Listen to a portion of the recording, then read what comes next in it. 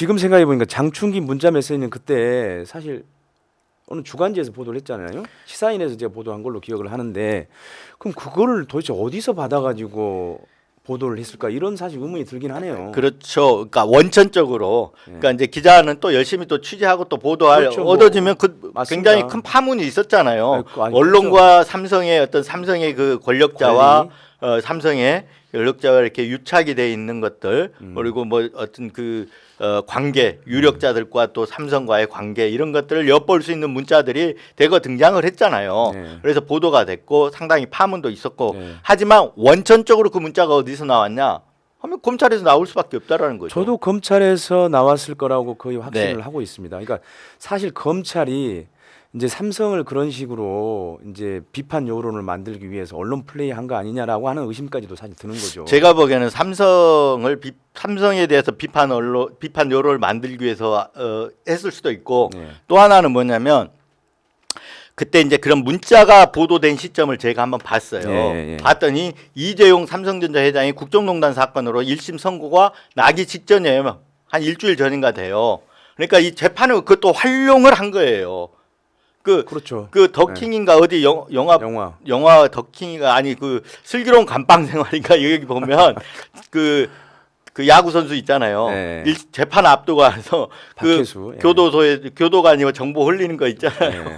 그런 것처럼 이 재판에 유리하게 검찰이 자기들 유리하게 공소 유지하고 유죄를 받아내기 위해서 그걸 흘린 거라고 볼 수 있는 정황이죠, 그것도. 네. 그래서 이게 지금 보시면 우리 저 구차장 보시면 보수 언론들이 이거 보도 안 합니다. 지금 안 하고 그러니까요. 있잖아요. 네. 안 하고 있는데 이게 웃기는 게 왜 그러냐면 검찰이 이런 정보를 수집 보관했다가 활용하는 거는 무슨 진보 언론만 상대하고 내지는 진보 인사, 야당 인사만 상대하는 거 아닙니다. 네. 자기들 권력 기반을 유지하고 자기들 권력에 비판적이거나 뭐 그리고 그 비판적인 거를 제압하는 용도로 쓴단 말이에요. 그래서 보수, 진보 이런 걸 가리지 않습니다. 맞아요. 근데 보수 언론들은 자기 일이 아니라고 생각하는 것 같아요.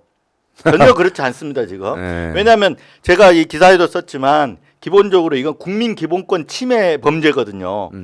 그 헌법 17조에 사생활의 자유가 있단 말이에요. 보장하고 있어요, 헌법에. 네. 그리고 헌법 12조 보면 법관의 영장에 의하지 않고는 압수를 당하지 않는다는 부분도 규정이 돼 있어요.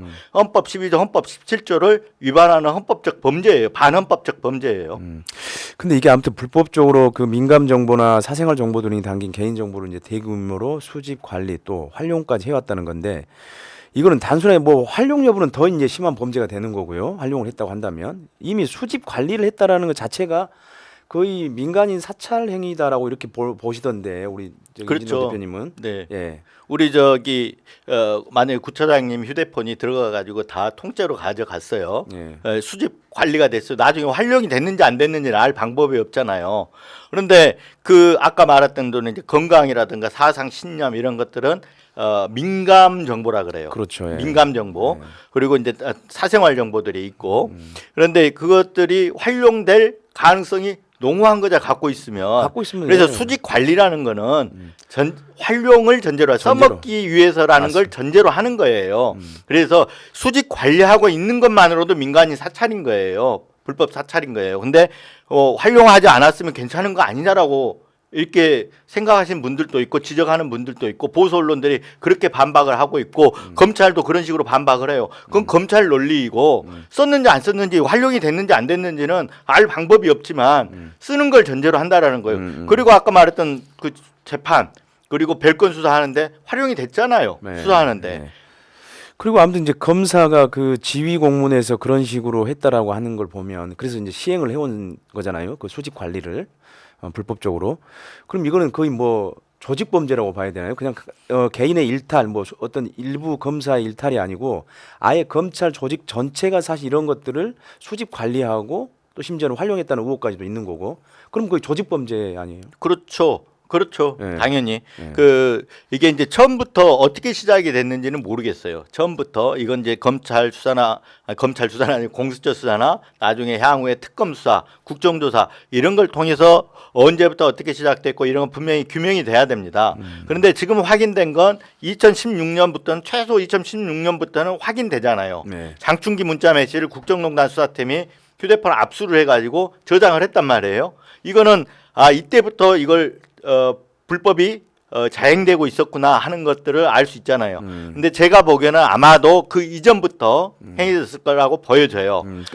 그래서 그러다가 쭉 이어져 오다가 이런 관행처럼 이어져 왔을 가능성이 있고 불법적인 관행이죠. 그러다가 이게 대검의 예규라는 거는 내부 지침이잖아요. 네. 그래서 그 뭐 헌법, 법률, 명령, 조례, 규칙 이 법에 이렇게 그 상하이 이걸 쭉 하면 규칙은 제일 아래에 있단 말이에요. 그렇죠. 예. 내부 지침은 예. 법률을 뛰어넘을 수도 없고 헌법 더더군다나 헌법은 안 되는 당연하죠. 거고 예. 이런 거잖아요. 근데 그 내부 지침으로 딱 문서화 시켜갖고 만들었고 아까 그 내부 지침을 보면 별지서식 양식에 네. 아까 그 수사 지휘서가 포함이 돼 있거든요. 네. 이게 별지서식 양식이 만들어진 게 2021년 1월 1일부터예요. 윤석열 대통령이 검찰총장 시절부터예요. 이때부터는 이미 이 불법이 관행처럼 해가지고 그 시행한 공문으로 전달이 된 거예요. 그래서 조직적 범죄라고 하는 거거든요. 그래서 이제 기사를 그렇게 했더니 검찰이 아니야 2021년 1월부터가 아니라 2019년 1월부터 19년 5월부터인가 그 규정이 들어갔어. 이렇게 얘기를 해요. 더 늘려준 건가요? 그러니까 이제 검찰은 그런 거예요. 내부 규칙에 그게 있으니까 기자들을 속이는 거예요. 국민들을 속이는 거예요. 그렇죠. 이제 규칙에 따라서 했다 이렇게. 규칙에 따라서 했다라는 걸 착시 현상을 불러일으키려고 하는데 네. 오히려 더 확인을 범위를 확장시켜 준 거란 말이에요. 그럼 확실하게 윤석열 대통령이 검찰총장을 재직하고 있을 동안에 이게 그렇죠. 된 거네요? 당연히죠. 당연히 그런 거죠. 네. 예. 그리고 아까 그 이제 국정농단 사건 수사는 이제 그 2016년인데 그때는 그 국정농단 특검이 특검으로 넘어가기 전에 특수본에서 수사를 조금 했잖아요. 압수수색 네. 많이 했잖아요.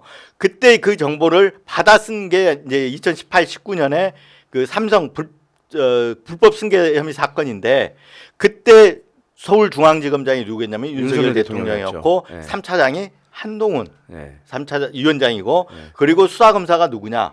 부장이 이복현 금융감독원장입니다. 그야말로 그러니까 윤석열 사단이 줄을 이기네요. 그렇죠. 그야말로 그리고 그 송경호 처음에 네. 지금 송경호 서울중앙지검장이 특수 1부장인가 했는데 처음에 삼성 불법 사건 이거 있잖아요. 불법 승계 사건을 이걸 맡았어요. 그다음에 그걸 하다가 이복현 부장이 있는 대로 특수 4분가로 넘어가요. 다 윤석열 사단이고 라인들이잖아요.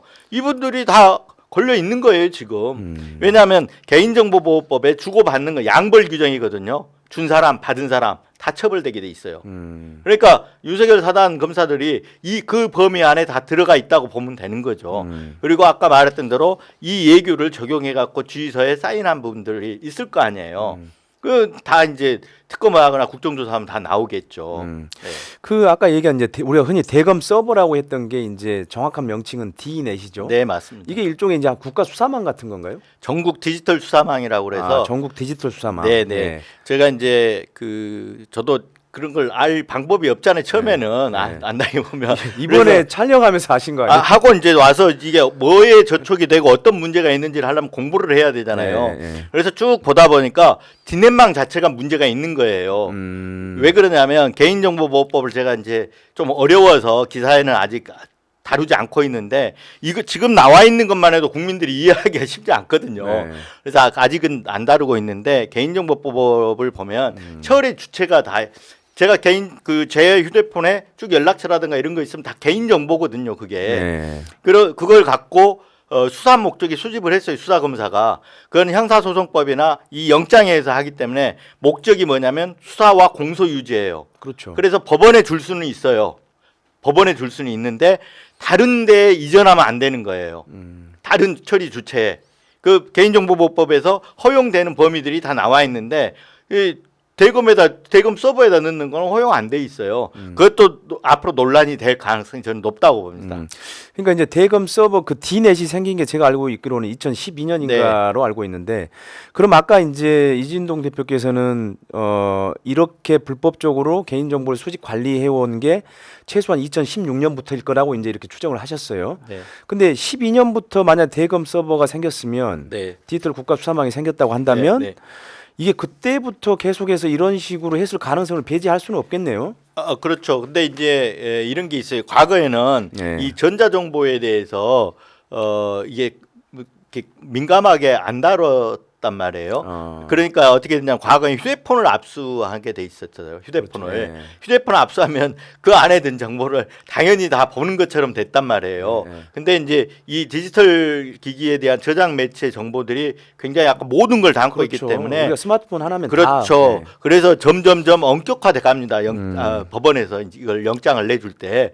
그래서 어느 시점부터 그게 돼 있는지 좀 따져봐야 되는데 디넷이 2012년에 들어왔을 때 그때 이제 제가 좀 가져간 통계도 그 기사에 들어가 있긴 한데 맞습니다. 예. 처음에는 10% 미만으로만 휴대폰 정보들을 갖다가 저장을 해요. 전체 휴대폰 저장 정보들이 네.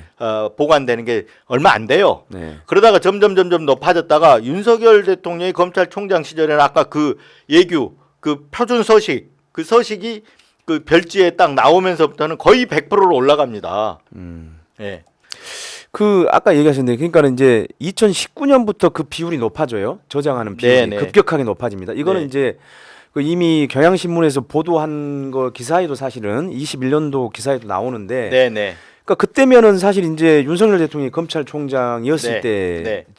연도잖아요. 네. 2019년이면은 그리고 2012년에도 거의 뭐 14,550건이 남아 있다라고 하는 건데 네. 그때도 사실은 윤석열 대통령이 검찰총장이었던 맞습니다. 시절이고요. 네. 예. 그리고 아예 이제 윤석열 대통령이 검찰총장이었던 21년 1월에는 아예 내부 지침까지 만들어서 네. 이거를 시행한 거니까 네. 그러면 윤석열 대통령의 책임도 여기서 전혀 배제할 수는 없겠는데요?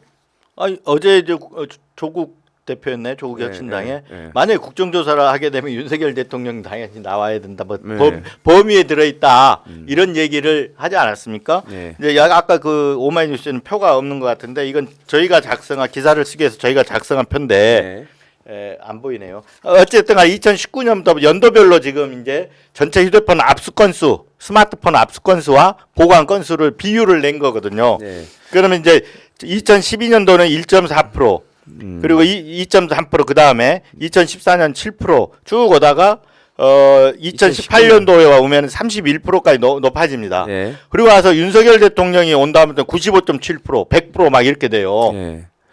예. 그래서 이제 이게 2021년까지밖에 없어요, 자료가. 예, 예, 이 자료도 이제 아까 우리 그 구영치 차장님 얘기하셨지만 경향신문에 2021년도에 보도가 됐잖아요. 맞아요. 예. 그래서 제가 취재 과정에서 그 기사 쓴 기자가 지금은 이범준 기자인데 예. 이범준 기자한테 전화해서 그때 뭘 근거로 기사를 썼느냐 예. 그랬더니 선배 저희가 그때 활용했던 자료들이 로데이터 원본들이 남아 있습니다. 그러더라고. 그래서 네. 그 자료 좀 보내달라 해가지고 다행이네요.